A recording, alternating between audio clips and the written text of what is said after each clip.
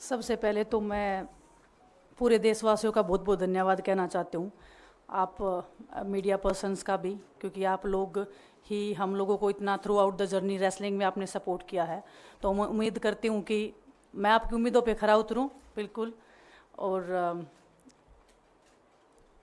Congress party का मैं बहुत बहुत धन्यवाद करती हूँ, क्योंकि जब बोलते हैं ना कि बुरे टाइम में पता लगता है कि अपना कौन है।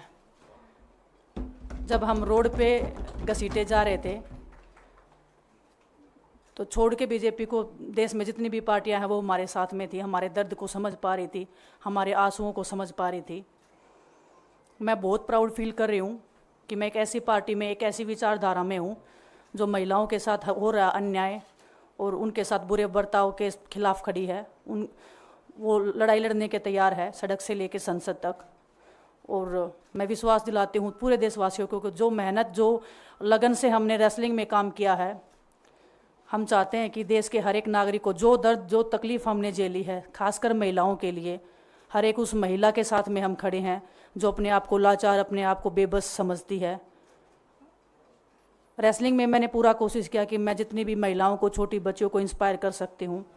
मैं चाहती तो मैं जंतर मंतर पे रेसलिंग छोड़ सकती थी, और सभी लोग भी मान रहे थे, पूरा देश इस चीज़ पर विश्वास कर रहा था, क्योंकि बीजेपी आईटी सेल ने उस चीज़ को साबित करने की कोशिश की थी कि हम चले हुए कारतूस हैं, हम ख़त्म हो गए हैं, हम पॉलिटिक्स कर रहे हैं। उन्होंने बोला मैं नेशनल नहीं खेलना चाहती, मैंने नेशनल चैम्पियनशिप खेला। उन्होंने बोला ये ट्रायल्स दे के नहीं जाना चाहते, मैंने ट्रायल्स भी दिया। उन्होंने बोला कि ओलंपिक्स लेवल तक नहीं जाना चाहते, मैं ओलंपिक्स में गई, मैं फाइनल्स में गई।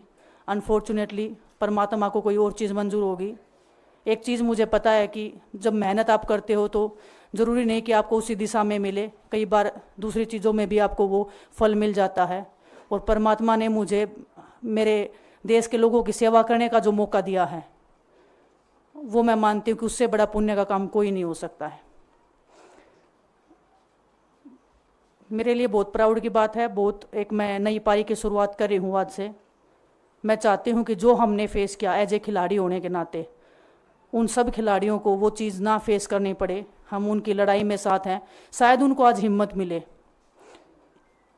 कि जो पार्टियां पावर में रहती हैं शायद वो साथ में नहीं खड़ी हों, लेकिन उनके बहन भाई हैं जो उनके साथ में खड़े हैं। और हमें पता है स्पोर्ट्स में कितना गलत होता आया है, नहीं बोल पाते हैं खिलाड़ी।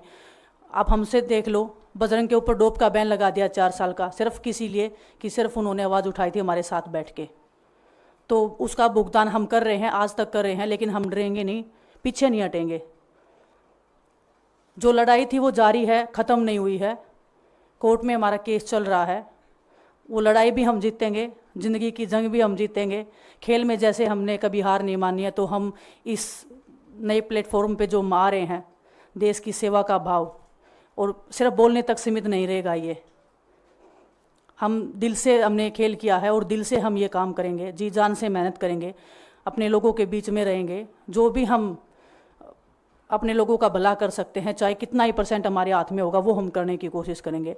और मैं अपनी बहनों को बताना चाहती हूँ कि आपकी बहन आपके साथ में है। किसी भी मुसीबत में, किसी भी पल, किसी भी क्षण आप ऐसे मत समझना कोई भी आपके साथ में नहीं है।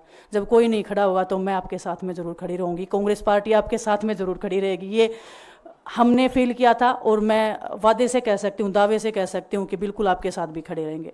बहुत बहुत धन्यवाद आप सबका।